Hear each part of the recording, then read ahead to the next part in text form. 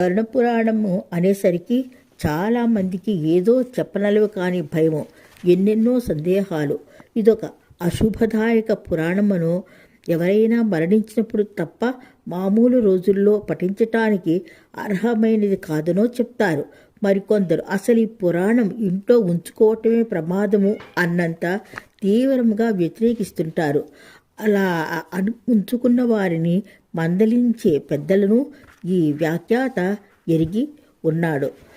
ప్రేతలు, కర్మకాండ వంటివి ఈ పురాణంలో విస్తృతంగా చర్చించి అందువలన ఏర్పడిన భయం, ఘోర నరకాల వర్ణనలున్న పురాణం పొరపాటున తమ సంతతి కంటపడి దర్శుకుంటారన్న భీతి, ఇంటిలో ఉంచుకోవచ్చునా అనే సంశయం కలుగుతున్నది.